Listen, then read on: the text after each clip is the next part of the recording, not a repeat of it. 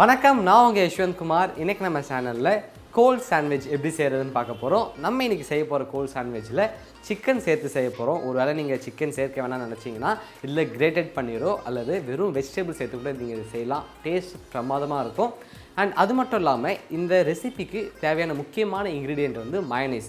Mayonnaise எப்படி செய்கிறது அப்படின்ற வீடியோ நான் வந்து அப்லோட் பண்ணியிருக்கேன். அதில் நான் வந்து எக் அண்ட் எக்லெஸ் மயோனைஸ் ரெண்டுமே செஞ்சுருக்கேன். உங்களுக்கு எந்த மயோனைஸ் பிடிக்குமோ அந்த மயோனைஸ் இந்த ப்ரிப்ரேஷனில் நீங்கள் வந்து ஆட் பண்ணிக்கலாம். இப்போ இந்த கோல்ட் சாண்ட்விச் செய்கிறதுக்கு தேவையான இன்க்ரீடியன்ட்ஸ் அண்ட் இது எப்படி செய்கிறதுன்றதை பார்க்கலாம். கோல்ட் சிக்கன் சாண்ட்விச் செய்கிறதுக்காக ஒரு பேனில் 500 ml அளவு தண்ணி சேர்த்துக்கிறேன். கூடவே நல்ல ஒரு மனம் கொடுக்கறதுக்காக இஞ்சி பூண்டு விழுது 1 டீஸ்பூன், தேவையான அளவு உப்பு மற்றும் ஒரு சிக்கன் பிரெஸ்ட்டையும் சேர்த்துக்கிறேன். இந்த சிக்கன் பிரெஸ்ட் வந்து ஒரு 130லேருந்து 150 கிராம் வரைக்கும் வரும். இதோட லிட்டை போட்டு க்ளோஸ் பண்ணி இதை 10 நிமிஷம் வரைக்கும் நம்ம குக் பண்ண போகிறோம்.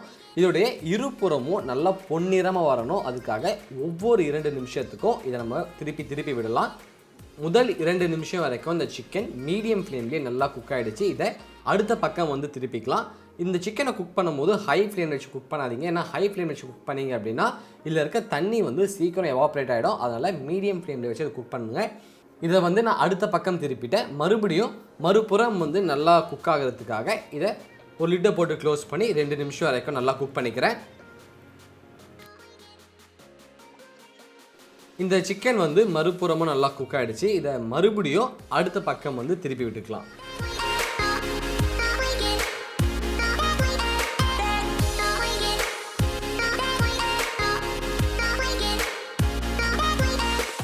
இந்த நேரத்தில் ஃப்ளேமை ஹையாக வச்சு அடுத்த 2 நிமிஷத்துக்கு நம்ம வந்து இதை திருப்பி விட்டுக்கலாம். சிக்கன் வந்து ஒரு 8லேருந்து 10 நிமிஷம் வரைக்கும் நல்லா குக் ஆகிடுச்சு. 2 பக்கமும் நல்லா பொன்னிறமாக வந்துடுச்சு. அது மட்டும் இல்லாமல் நம்ம சேர்த்துருக்க தண்ணியும் எவாப்ரேட் ஆகிடுச்சு. இந்த சிக்கனை நம்ம வந்து வேறு ஒரு பவுலில் வந்து மாற்றிக்கலாம். சிக்கனுடைய சூடு வந்து நல்லா ஆறணும். அது வரைக்கும் நம்ம வந்து வெயிட் பண்ணுவோம். சிக்கனுடைய சூடு நல்லா ஆறினதன் பிறகு ஒரு 2 ஃபோர்க் யூஸ் பண்ணி இதை ஒரு நூல் மாதிரி நான் வந்து பிச்சுக்கிறேன். நீங்களும் இதே மாதிரி தான் செய்யணும் என்ற கட்டாயம் கிடையாது. உங்களுக்கு சாப்பிடும்போது சிக்கனுடைய ஃபீல் வந்து நல்லா தெரியணும் அப்படின்னா இதை விட நீங்கள் திக்காகவும் பிக்கலாம். அப்படி இல்லைனா இதை நீங்கள் வந்து பொடியாக நறுக்கியும் சேர்த்துக்கலாம். அண்ட் இன்னொரு முக்கியமான விஷயம், இதை நீங்கள் வந்து ரொம்ப பெருசாக கட் பண்ணக்கூடாது. ஏன்னா ஸ்டஃப் பண்ணும்போது உங்களுக்கு கொஞ்சம் கடினமாக இருக்கும். அதையும் வந்து பார்த்துக்கோங்க. இந்த அளவுக்கு இந்த சிக்கனை நல்லா நான் பொடியாக பிச்சு வச்சுருக்கேன். இதில் மொத்தம் 4 காய்கறி சேர்க்க போகிறோம். முதல்ல நீல வாக்கில் நல்லா பொடியாக நறுக்கிய கேரட் சேர்த்துக்கலாம். அதன் பிறகு இதில் வெங்காயம் சேர்த்துக்கிறேன். வெங்காயத்துடைய காரம் பிடிக்காதவங்க அது ஒரு வாட்டி நல்லா தண்ணியில் அலசினதன் பிறகு இதில் சேர்த்திங்கன்னா வெங்காயத்தில் இருக்க காரம் கொஞ்சம் கம்மியாகும். அடுத்து இதில் பச்சை குடைமிளகாய் சேர்த்துக்கிறேன். கடைசியாக 30 கிராம் அளவு கோஸும் சேர்த்துக்கலாம். இது கூட சேர்த்து உங்களுக்கு வேறு ஏதாவது வெஜிடபிள் சேர்க்கலாம் அப்படின்னு தோணுச்சுன்னா நீங்கள் அதையும் இதில் சேர்த்துக்கோங்க. இதுக்கு தேவையான முக்கியமான இன்க்ரீடியண்ட் மயோனைஸ்.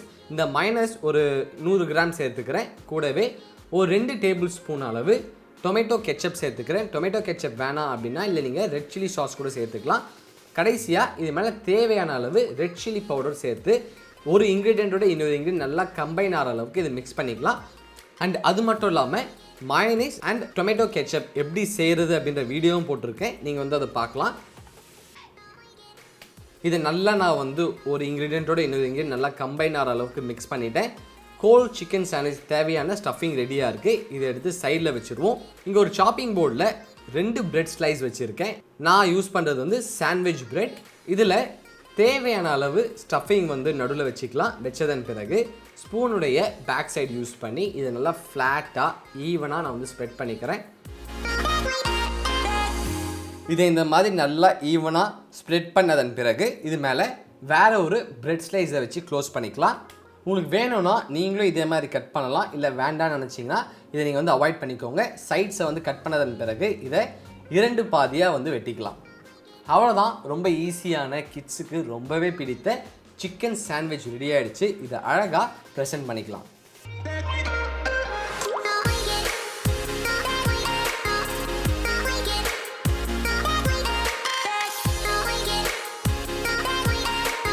ஒரு டேஸ்டியான கோல்ட் சாண்ட்விச் ரெடி ஆகிடுச்சு.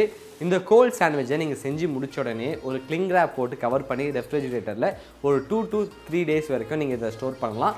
இந்த ரெசிபியை நீங்கள் வீட்டில் ட்ரை பண்ணி பாருங்கள். ட்ரை பண்ணி பார்த்துட்டு உங்களுடைய ஃபீட்பேக்கை கீழே கமெண்ட் பண்ணுங்கள்.